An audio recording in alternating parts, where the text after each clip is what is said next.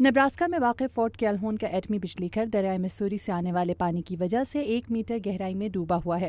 اسے اپریل میں حفاظتی اقدامات کے تحت بند کر دیا گیا تھا۔ ماہرین کا کہنا ہے کہ ری ایکٹر اور اس کے ایندھن کو ابھی کوئی خطرہ نہیں ہے۔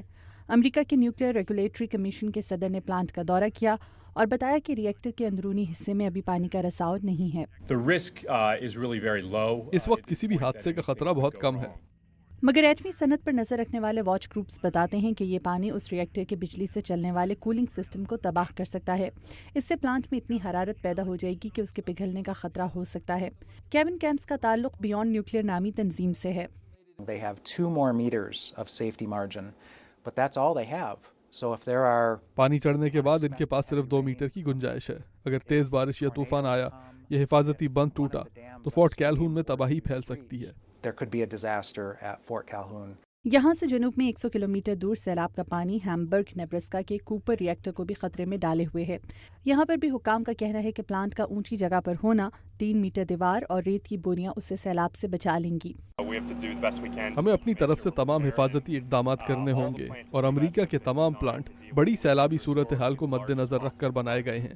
لیکن کیون کیمپس اس سے متفق نہیں۔ Cooper is operating at full power and they claim to have about a half Cooper power plant اپنی پوری صلاحیت پر کام کر رہا ہے۔ اس پر بھی وہ کہتے ہیں کہ صرف آدھے میٹر کی گنجائش رہ گئی ہے، جس کے بعد انہیں حفاظتی قوانین کے تحت یہ پلانٹ بند کرنا پڑے گا۔ اگر وہ پوری صلاحیت پر کام کر رہے ہوں اور انہیں یہ بند کرنا پڑے تو اسے ٹھنڈا ہونے کے لیے کئی دن یا ہفتے بھی لگ سکتے ہیں۔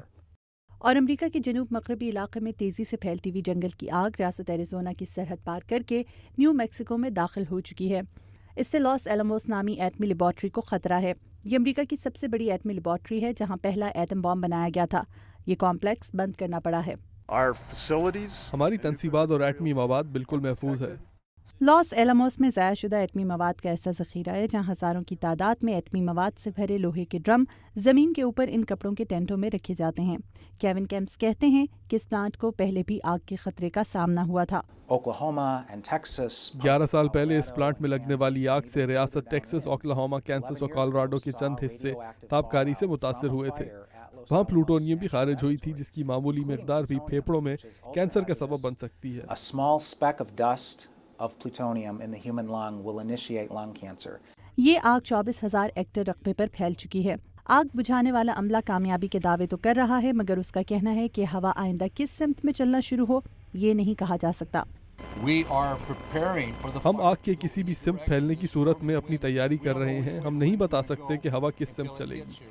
پچھلے سال مئی میں امریکہ کے نیوکلیئر ریگولیٹری کمیشن نے کہا تھا کہ امریکہ کے 104 ایٹمی ری ایکٹرز میں سے صرف 12 مقامات ایسے ہیں جو ہنگامی حالات کے لیے حفاظتی معیار پر پورے نہیں اترتے۔ مگر پرو پبلکا نامی ایک نان پروفٹ تنظیم کی رپورٹ کے مطابق امریکہ میں 65 میں سے 60 نیوکلیئر پلانٹس ایسے ہیں جن کے ہنگامی حالات میں استعمال ہونے والے آلات تسلی بخش نہیں ہیں۔